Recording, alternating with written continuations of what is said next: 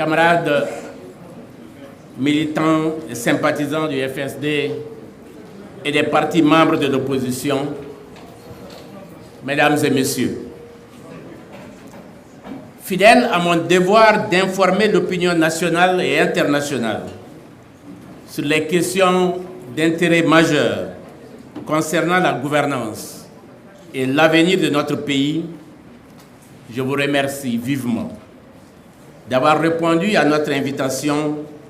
pour partager avec nous nos nouvelles et graves préoccupations. Le 4 septembre 2013, date à laquelle notre concitoyen Ibrahim Boubacar Keïta prêtait serment pour un premier mandat présidentiel, l'armée malienne et les corps de l'administration étaient déployés et opérationnels sur toute l'étendue du territoire national. Quant à l'ensemble de nos partenaires techniques et financiers, ils étaient non seulement de retour, mais œuvraient à nos côtés, tant en confiance qu'en solidarité pour une relance durable de notre économie. Mais aussi et surtout, le préaccord de Ouagadougou avait considérablement défriché et clairement balisé le terrain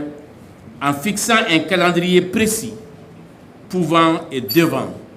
raisonnablement aboutir à une paix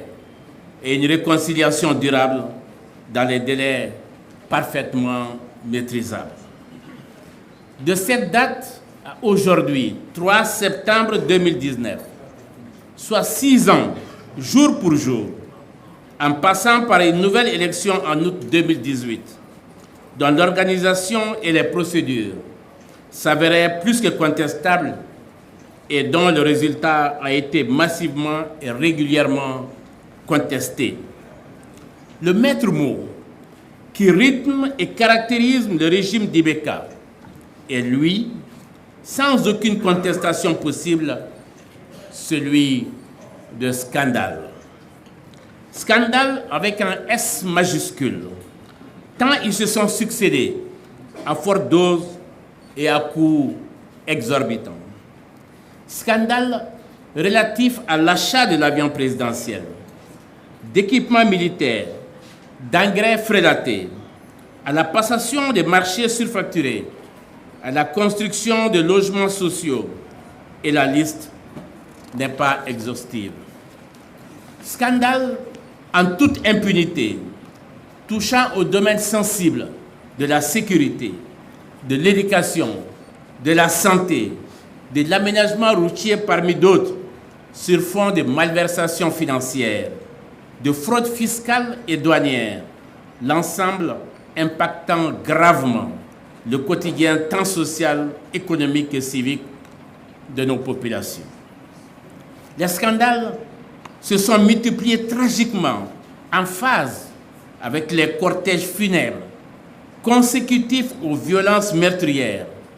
mafieuses et terroristes grandissantes au nord et au centre du pays, pour lequel nos compatriotes, abandonnés par le pouvoir central, ont payé un trop lourd tribut.